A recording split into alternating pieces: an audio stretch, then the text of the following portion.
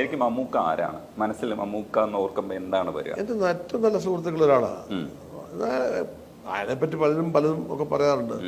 സാധാരണ ഒരു ശുദ്ധനായ മനുഷ്യനാണ്. ഈ പറഞ്ഞാൽ ശുദ്ധൻ ദുഷ്ടന്റെ ഫലം ചെയ്ത് ചെല്ലു പറയല്ലേ എന്ന് പറഞ്ഞാൽ പുള്ളിക്ക് തോന്നുന്ന ചിലപ്പോൾ പറയും.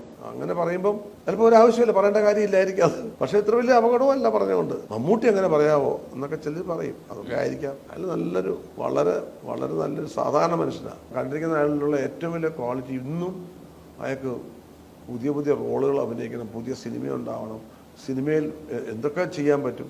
ഇപ്പോഴും പുള്ളിക്ക് ഇപ്പൊ ഇന്നലെ അഭിനയിക്കാൻ വന്ന ഒരു നടനെ പോലെയാണ് പുള്ളി അവരെക്കാട്ടിലൊക്കെ ആഗ്രഹമുള്ള ഒരാളാണ്.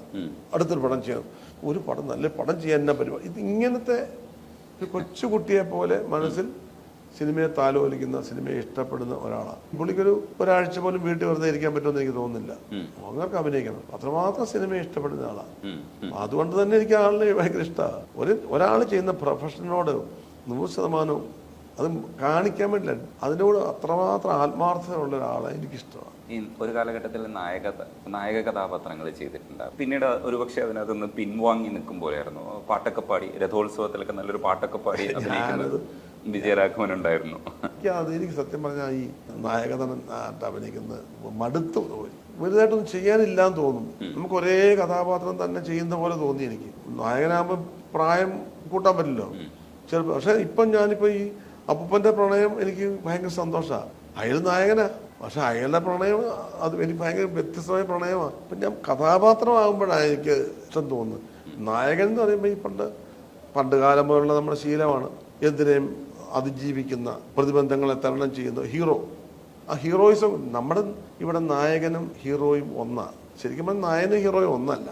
നായകൻ എന്ന് പറഞ്ഞാൽ ഒരു ആദിമധ്യാന്തമുള്ള കഥയിൽ നയിക്കുന്നയാളാണ്, കഥ കൊണ്ടുപോകുന്ന. ചിലപ്പോൾ ഒരു പട്ടിയാവാം നായകൻ, അല്ലേ? അങ്ങനത്തെ സിനിമ കഥകളില്ലേ. ഹീറോ എന്ന് പറയുന്നത് പ്രതിബന്ധങ്ങളെ തരണം ചെയ്ത് തട്ടിമറിച്ച് മുന്നേറുന്ന ശക്തനായ ഒരാളാണ് ഹീറോ. നമ്മുടെ സിനിമയിൽ എപ്പോഴും ഇത് രണ്ടും കൂടെ ഒന്ന് ക്ലബ് ചെയ്യും. അപ്പൊ പിന്നെ അവന്റെ വിജയം, അവന്റെ വളർച്ച, അവന്റെ നന്മ, അവന്റെ കാമുകി, അങ്ങനെ അല്ലാതെ അയാളുടെ പരാജയം എന്ന് പറഞ്ഞ സിനിമയിലില്ല. അങ്ങനെ വരുമ്പം അതിനൊക്കെ ഒരു സ്വഭാവം ഉണ്ടാവും. സ്വഭാവം എന്താ? ഒരു പ്രത്യേക ഫ്രെയിമുണ്ട്. അവനതേ ചെയ്യുള്ളൂ, അവൻ ജയിച്ചിരിക്കും. പിന്നെന്താ? അത് നമുക്ക് എന്ത് വ്യത്യാസമായിട്ട് ചെയ്യാൻ പറ്റും? ഞാൻ മത്തായി ആയാലും ഗോപാലാണെങ്കിലും അഷ്റഫ് ആണെങ്കിലും എന്ത് പേര് മാറ്റി വേണേ ഇടാമെന്നല്ലാതെ ആ കഥാപാത്രമാകാൻ വേണ്ടിയിട്ട് വലിയ മുന്നൊരുക്കങ്ങളൊന്നും വേണ്ട.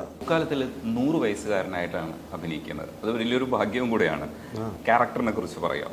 ക്യാരക്ടറിന് 100 വയസ്സ് എന്നുള്ളത് മാത്രമാണോ? 100 വയസ്സുള്ള ഒരാളല്ല, ഒരു ലൈഫുണ്ട്. അയാളുടെ ഒരു കുട്ടിക്കാലമുണ്ട്,